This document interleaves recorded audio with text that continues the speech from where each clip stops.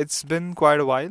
A lot of things have happened, and I have certain perspectives to share. So, welcome to People Never Change episode 2, or rather, an extensive yap session by your one and only Yash Hussain. Let's get started. Ever since I put out People Never Change episode 1, I've been posting content quite consistently, even on YouTube and on Instagram. And on Instagram, since it's just a 1 minute reel, you can try a lot of things, and I've been doing the same. Recently, I learned how to ride a bike. It was something I wanted to learn since quite a while, and I was able to do that. And I put out a reel of the entire experience, and it went viral. Yeah, that's good and all. That's the thing. It's good and all. But then at the end of the day, it's not like I'm earning money from it. Whatever I gotten from it, probably clout, fame, recognition. But then it's weird because in campus, it's like earlier, it was like I could look at someone and I could recognize them or differentiate key whether I know them or not. Now, a lot of people, they just look at me and have no fucking idea about whether I know them or not. So that's a bit weird. But well, I'm just crying out loud. So that's what happened. And I am still posting out content. I don't know till when, but I'll be doing it for some time. And yeah, there's that. If anything, the reel going viral, it has helped me be confident in trying more things because, well, you never know what might work. I think so it took me around 16 posts to have one viral post. Though in my mind, it's like I'll just put out 16 to 20 more pieces of content and then I'll think, oh shit, why is it not going viral or something like that. So till then, I'm not worried. I'm just posting stuff which I like, which I'm passionate about, which I want to share. And well, that's that. The reel going viral did make me happy because it was something I was doing, something I wanted to learn, something I learned, and it did not involve me being nude or dancing to some stupid songs or following some stupid trend that's going on at the moment. So it's totally organic in terms of views, and well, that's pretty good. The thing is that I'm just putting stuff which I like, even though it's something stupid, with like eating chocos. But that's the thing. I don't care about others. I put out the bike video because it's an important experience for me and I wanted it to be out there so that I can look back at it. The same thing is with the video which I put after that, in which I was taught how to eat with chopsticks, which is something which I really wanted to learn. I learned it and I'm pretty happy about it. And I want that experience to be documented or uploaded somewhere online so that I can look back at it at a future point. That's the major objective. And after that I put a chocos one in which I was eating chocos. Does it make sense? Absolutely not. Is it stupid? Definitely. But the thing is that, well, it's important to me. As long as it's important enough to me, then, well, I'll just put it out. I don't give a fuck about the people or the viewers or the retention or all of that. So now let's just cut this superficial shit and get to something I actually want to talk about. Recently, I was talking to my cousin, and he's 37, 38, something, and we were talking about conditioning. So the thing about conditioning is that it's the solution to everything. It's a mature person's view. Now what do I mean by that? If you don't like someone and if you hate someone, it's because of a certain factor in that person. Take it. And how has the person developed that factor? It's because ever since that person was born, the way the environment has been around them, be the society, be the people, be the friends, everything, that has conditioned them to be the version they are today. And you, being the version you are today, might not like that version of them. But the thing is that according to his or her conditioning, it's normal for them, but it's not normal for you, and that's why there are certain disagreements between people. It's all right. It's all right. You don't like it, perfect, no issues. But the thing is that I don't think so. You should hate someone just because you don't like something about them, because they too are a victim of their conditioning, and in a way, you too are a victim of your conditioning.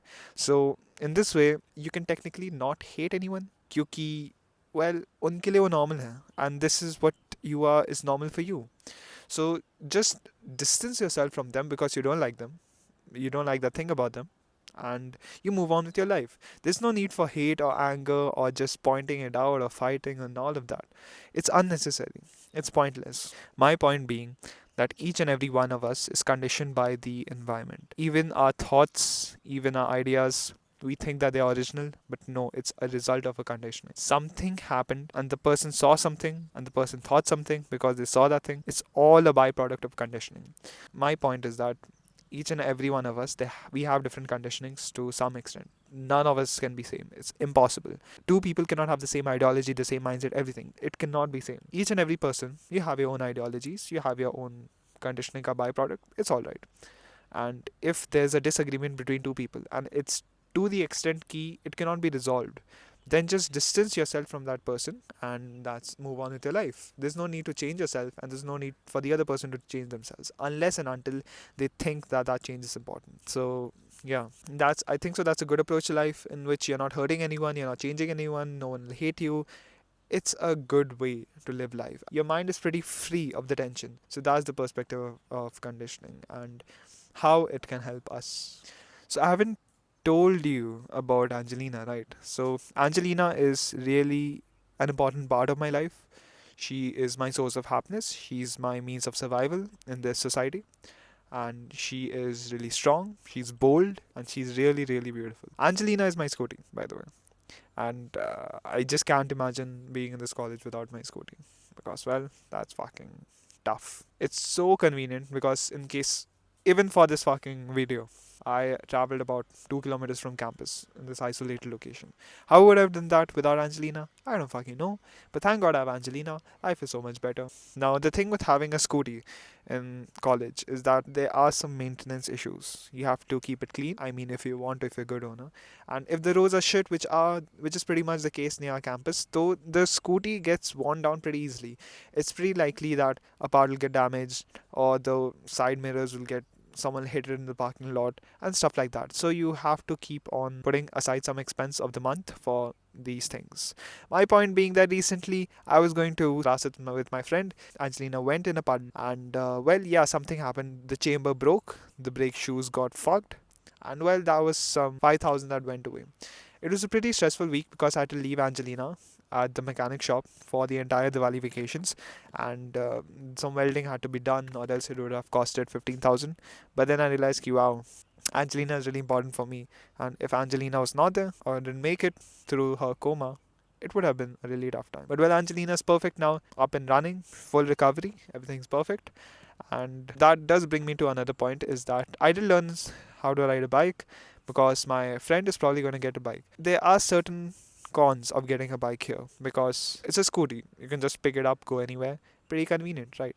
But bike mein, it's tough, bhai. The expenses are much more. You have to wear some gear and shit. It's a tough thing. So if you're getting a bike and you're somewhere near college and you're getting a new bike, that's gonna be some crazy expenses. So if you have that money, good for you. So recently I was pretty unhappy with my socialization. I don't know if that's a term. At the start of the semester, my social circle expanded, but then certain issues were rising which didn't make me happy. Is because I was having to compromise myself a bit too much because there are too many people and stuff like that. And I wasn't able to do what I wanted to do. So I went through this process in which I segregated people into circles and inner circles.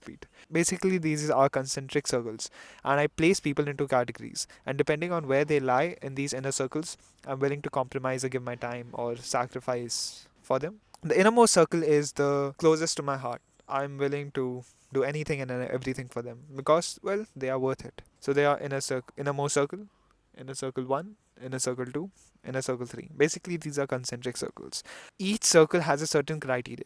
Inner circle 1 consists of people who do not bring any drama or chaos into my life. Inner circle 2 consists of people who bring some kind of positivity or energy, good vibes basically.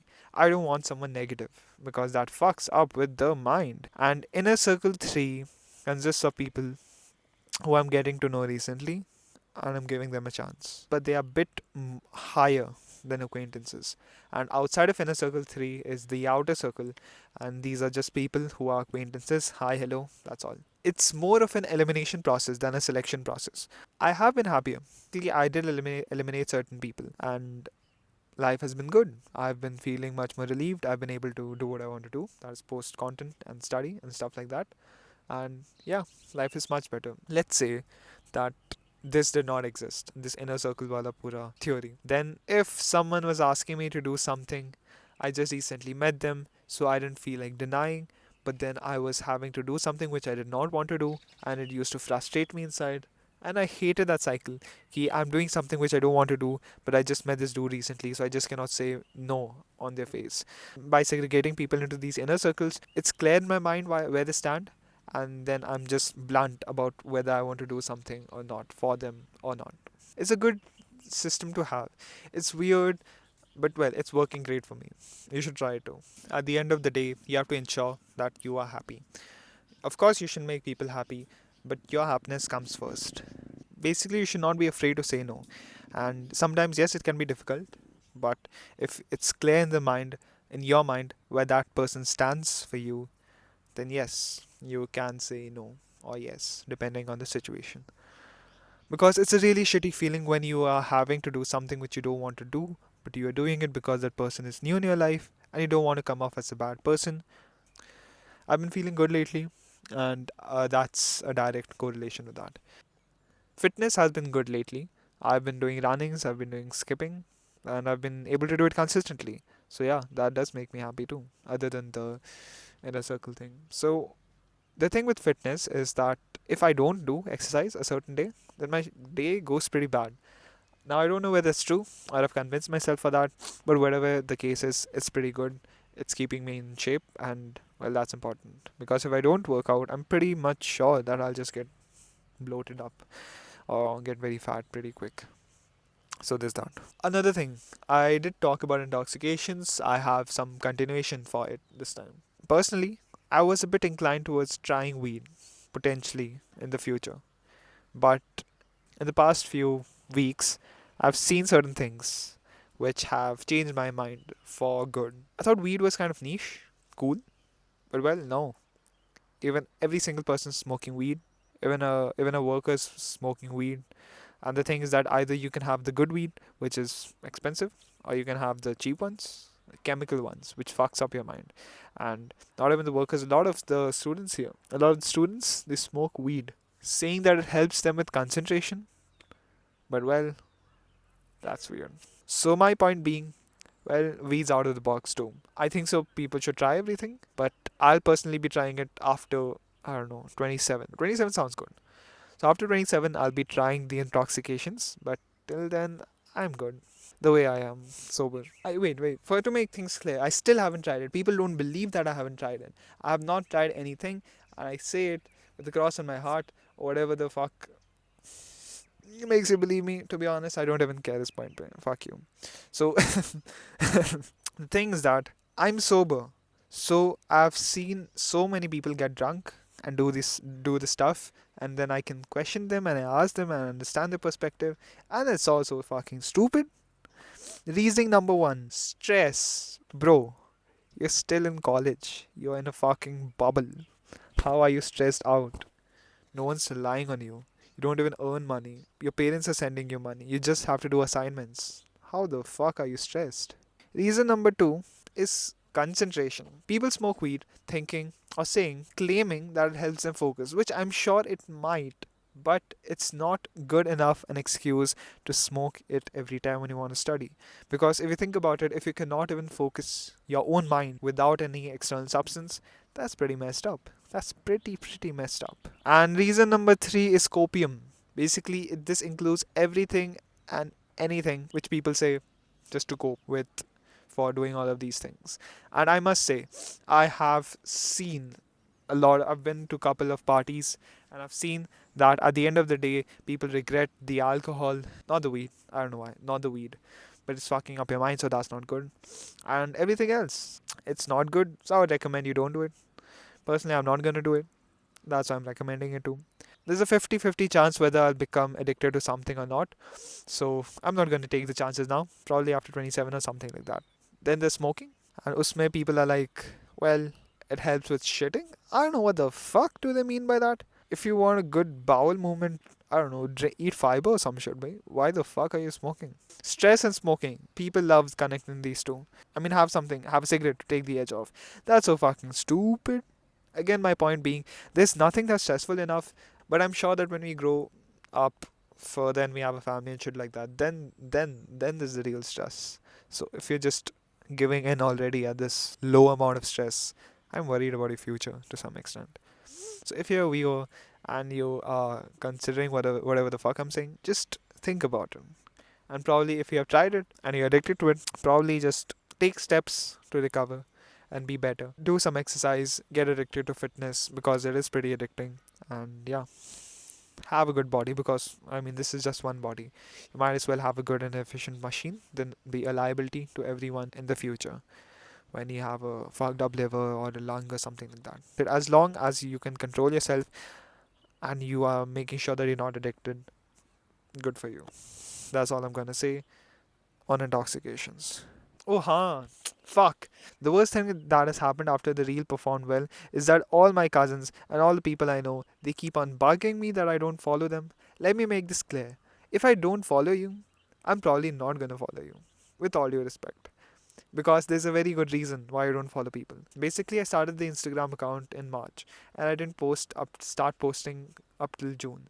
But the reason for starting it was that, and I do have a blog for that, you can refer to it, was that I was intentionally not using Instagram up till March 2025 because I didn't like the concept of looking at other people's lives and feeling jealous and all of that shit. So my reasoning or my ideology was that if I have something to put out, if I want to build a brand of some sort, even a personal brand, then only I'm going to put out content. And I don't want to get influenced by others in any way. In a simple way, I like my life and I post it. If you're interested, feel free to follow. If you're not interested, don't follow. But personally, I'm not interested in anybody's life. I like my life too much. So that's why I probably don't follow you. Simple as that. I don't want to know what's going on in your life. I'm alright. I couldn't give a shit. It's good meeting you. You're probably a good person. I probably like you. But I'm not going to follow you. Because again, I don't care what's happening in your life. I'm way too invested in my life. So there's that. Up till now, I do follow 5 people. And it's probably gonna be five. The first two of them are my personal gigs which I started up. One is BuyFromUni, something which I started, and UniCheatsheet is another thing which I started. I should probably tell about that. And the third one is my brother, my elder brother. The fourth one is my best friend, and the fifth one is my best friend from childhood. So you can figure it out by yourself. And that's good enough for me. Yeah, I should tell you about UniCheatsheet. So before all of this started, UniCheatsheet was something that I did in the semester one. Basically, it's a website on which me and my best friend Ansh, we upload content. Basically, we did it for ourselves so that we can have access all the lectures and all the PDFs and all of that shit on a single website, and I wouldn't have to go through my storage and find the file.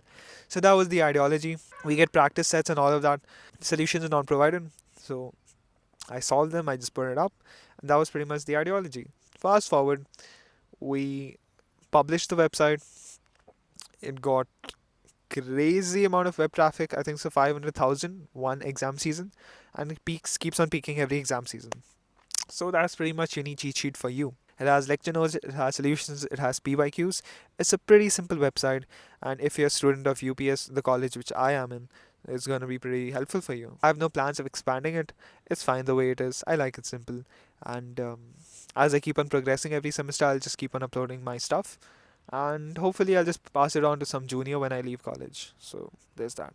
Buy from uni was something I started in semester 2, again because I was bored. It started like an Amazon in which students of the campus, they could put out their products and sell it among students in campus. So there are some students of SOD who make clothings, some who make paintings, some who make accessories. So for like bracelets and all. So for those students, that website was made. It worked pretty well, but at the end of it, I wasn't getting much profit. The gains were not too much. So then I shifted the entire dynamic and I started putting hostels and flats. I contacted certain brokers. I listed their flats on the website. I redirected the traffic from my first website to the second website, and I started putting out flats. I reached out to hostels. Well, fast forward, I earned a pretty good income from that. But now it's semester 3. The accommodations while phase is gone. It'll start again in January. I'll start working on the website in January again. But until then, it's a calm season right now. I'm just chilling. I'm working on the content right now. That's bye from uni. Oh no, I spilled water on myself. If you see something on my sweatshirt, I just spilled water on myself. I'm sorry, man. I didn't mean to do it. It just happened. Moving on. I don't like people with the victim mindset. Why? Because I personally did have the victim mindset for 2 years. I don't like that version of myself. And when I see people who do have the victim mindset, I just distance myself from them. And I was talking about the inner circles is definitely a criteria. People with victim mindset, definitely nowhere close to the inner circle. I'm not hating at these people. Again, they are a byproduct of their conditioning, but it's like you are an average of the five people you surround yourself with, and I would not want to surround myself with a person with victim mindset. Not at all.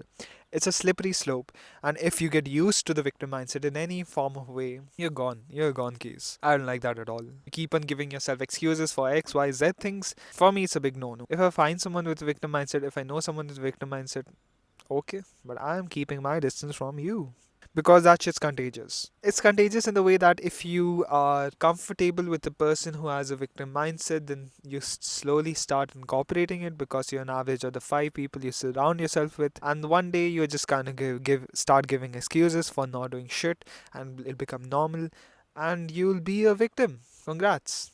And I don't want that personally. So that's why I distance myself from people with a victim mindset, and I'm pretty adamant on that.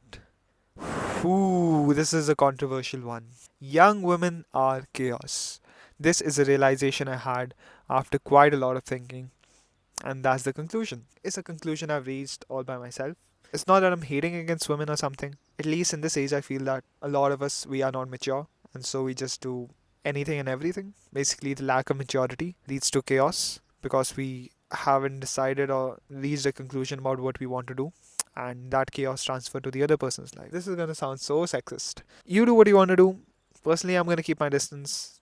I'm fine with the dudes. To be honest, I'm fine with myself, and I don't like any chaos. It pisses me off. It ruins my state of mind, and I don't like my peace of mind being ruined in any form, in any way.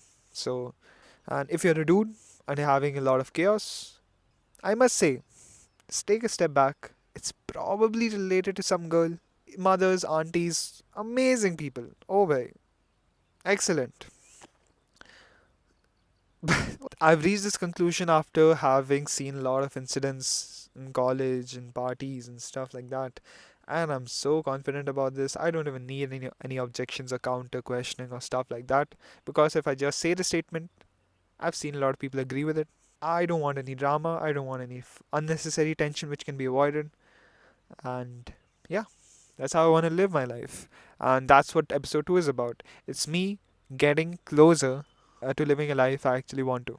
I feel that male friends are better. It's tried and tested. I'm not being sexist. In semester 1 and 2 I had a couple of female friends, but there's always an element of chaos, and it used to mess up my mind with unnecessary tension and thinking and worrying. But now in semester 3, I've been sticking to dudes. It's fun having male friends. It's a lot of fun. We make plans, we go on treks, we have fun, we physically challenge ourselves, we physically exert ourselves. We actually have moments we enjoy. There's no chaos, and there are, I don't know, 10% of men who bring chaos, which is probably because they're linked to women. So as long as you find dudes who are independent, who are fun, who are not chasing some girl or after a girl or under the control of some girl or under the influence of some girl, you're gonna have fun. And that's what I'm having, and that's what semester 3 is about. Because all of us are young, we need to figure our shit out. I'm experimenting, a lot of people are too, and there's a high probability that I'll reach the conclusion of my experimenting with having less chaos in my life, less drama about my life, because I'm getting worried about things which are actually important, and not stuff like, oh, that XYZ person, mom and dad is called. You get it. Young women are chaos. It applies. You should probably think about this statement because it'll make sense to you too. Young women are chaos. You can categorize the age according to yourself. I'm not gonna put any restrictions in that way. But young women are chaos. You're a dude. You need to figure your shit out. Young women are chaos. I'm gonna stick by that. Yeah, so as my parents don't live in India, I went to Rishikesh where I celebrated Diwali with my cousins and my maternal side of the family. Amazing experience. My cousin has a bakery, so I spent a lot of time there. It has these amazing vibes. I learned how to make a pizza, cinnamon rolls, and stuff like that. It's pretty interesting. And Rishikesh as a whole has a really good vibes, especially the Tapovan side. It's like Himachal Pradesh. It was a really enjoyable experience. And then I used to go for runs next to Ganga on Triveni Ghat. So there's Triveni Ghat, and to the right of it, there's this entire walking way, passage, whatever the fuck you call it. I spent a lot of time with my cousins. We had a lot of discussions. I learned a lot from them, a lot about their perspectives, which I want to try. It's not that I've accepted what they've said, but I want to try it out. and I did gain a couple of useful insights about life and stuff like that. So pretty productive, pretty good Diwali. The semester started with me telling my friend not to get a bike, and right now I'm considering the possibility of getting a bike. It's like if there was a genie and he'd ask me for three wishes, one of them would definitely be getting a bike. Riding a bike is really fun. After learning how to ride a bike, I realized that I'm much more of a bike guy than a car guy. I absolutely hate driving cars. It's my least favorite thing to do. I prefer two wheelers much more. Let's hope a genie just appears. It's a good idea. It's good having the option of renting a bike and just going out. It's really fun riding a bike. I've tried a lot of bikes after that of my friends. It's a good experience. The last thing I want to talk about is something which I want to incorporate in my life, and that is asking. Recently, I had this conversation with my cousin, the one who owns the bakery. So he was telling me about how one day when he came out of the bakery, there was this mule walking down the road, and he felt sympathetic. He got a piece of banana bread and he gave it to the mule. And then there was this bystander, he who was noticing all of these things. So he pointed it out to my cousin that, hey, you're offering the mule some bread, but you're not offering the owner bread. But then my cousin's response was, well, the mule cannot ask, but the owner can ask. And that brings me to the point, asking. And I must say, you should not confuse it with begging. Personally, I feel that in India, we confuse asking with begging. Begging is not good. Let me explain how. In this scenario, if the owner went from shop to shop and he was asking for something to eat, that would have been begging. But when my cousin offered the mule banana bread, then the owner could have make use of the opportunity and he could have asked my cousin for some bread too. Who knows, my cousin might have given it. He would have probably given it. And that's the thing. Why I'm emphasizing on this is because I feel that if you don't ask stuff, you miss out on certain opportunities which could just boost your progress. It's like, let's say this method A of making progress, which is step by step like a turtle. But let's say there's method B, in which you are a turtle, but there are opportunities which are presented just because you asked. And recently, I've been fearing that I'll miss out on stuff just because I did not ask. So, personally, I'm trying to ask for more stuff, not again begging, but if I see an opportunity, I'll make the most of it. Just ask if you don't know how to do something, and you can see that some other person can do it. Don't be afraid of your ego coming in the way. Don't be afraid of appearing dumb. Don't be afraid of your appearance. Don't be afraid of stuff like that. Just ask, learn, or create opportunities for yourself. So that's what I want to end this video on. I don't know how it turns out, but as long as the point is conveyed, it's good enough. Moshi moshi.